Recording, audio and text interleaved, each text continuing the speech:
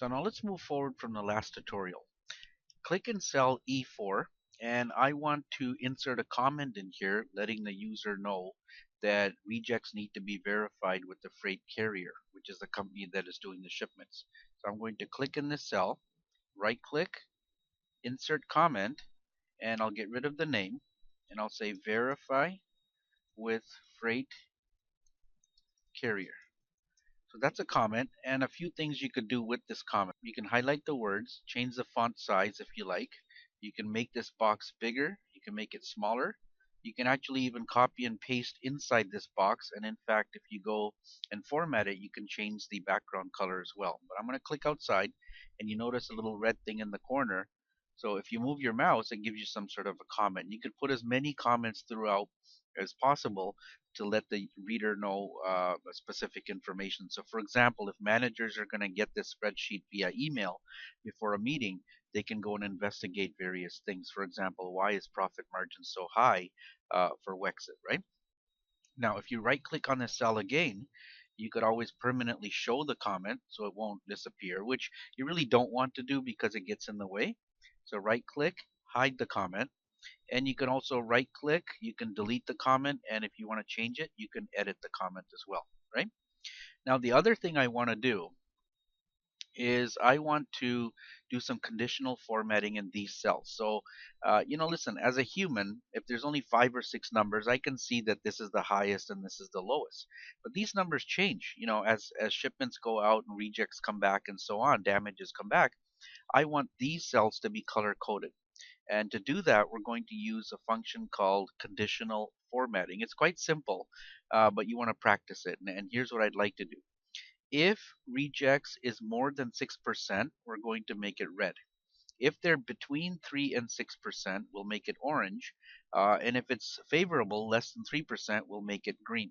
So it's sort of like a stop light, right? Step 1, highlight these cells, and at the top, click on conditional formatting. Now, there's a lot of different things you could do here, equal to, between, greater than, and these are automated colors. Same thing with data bars and color schemes.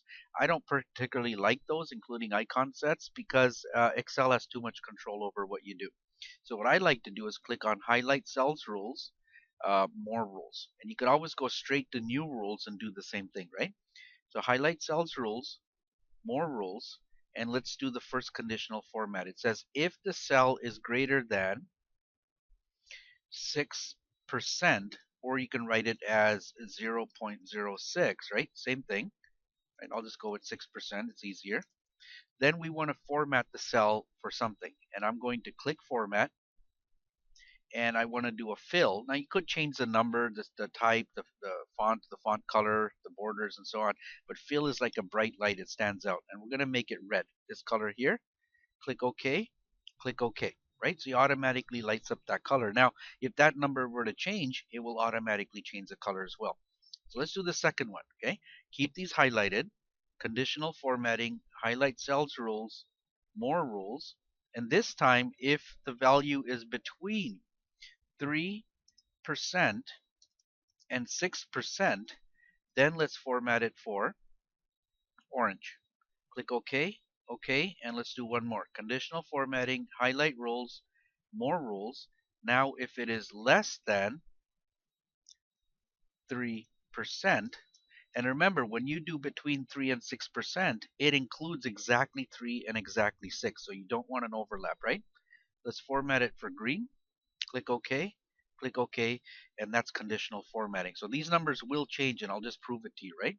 If, for example, my rejects here became 0, notice that color changes automatically to red. Now, if this became, 800,000, then that changes to red.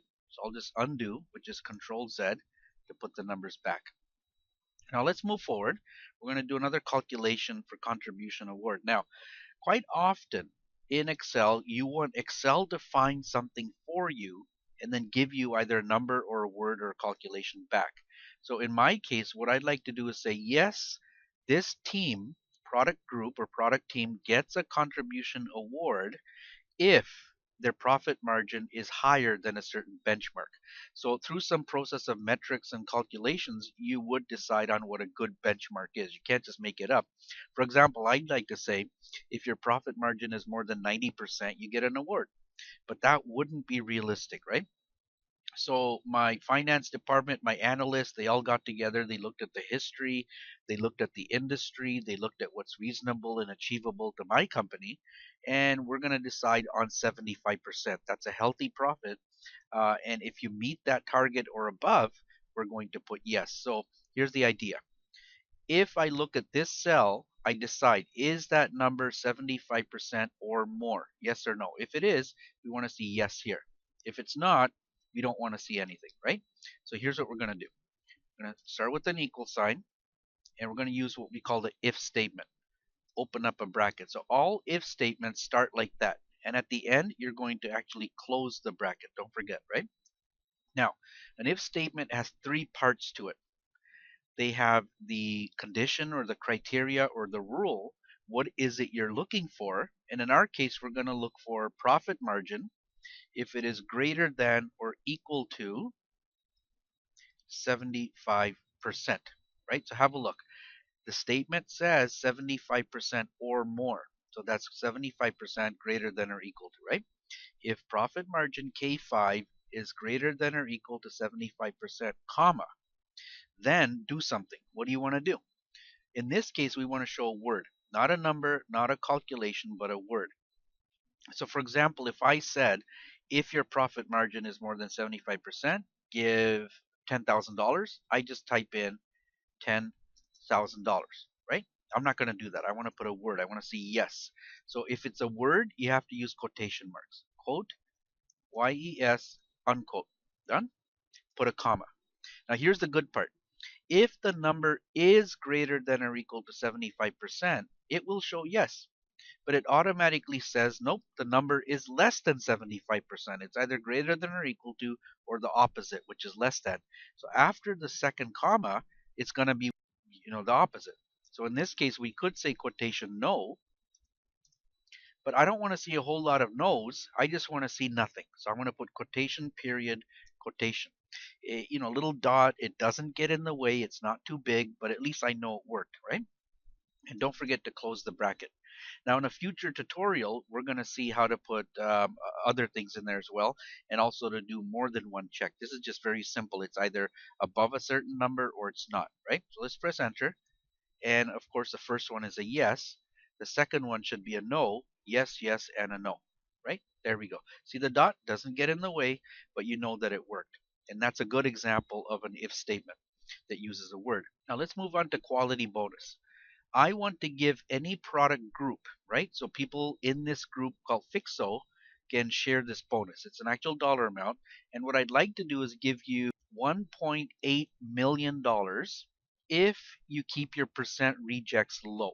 So if you as a group work hard to make sure that the products go and they're shipped, you keep an eye on your common carriers, the shipping company, you make sure the customer is happy all around. If you manage to do that as a group, I will give you $1.8 million. Now, what is my benchmark? How high or how low should I set the percent rejects tolerance level or the threshold? I'm going to say 5%. And again, it's based on history and calculations that we do. So $1.8 million to improve your logistics if you keep rejects below 5%. Now, if your rejects are high, I'm still going to give you some sort of a bonus because you still need some training. You still need maybe equipment, maybe a new forklift. You still need some money, but I'm not going to give you too much, okay?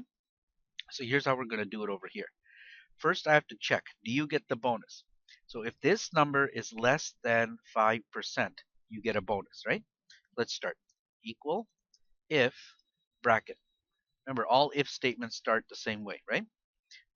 If this cell rejects is less than 5%, and again, you could write it as 0.05, nothing wrong with that, right?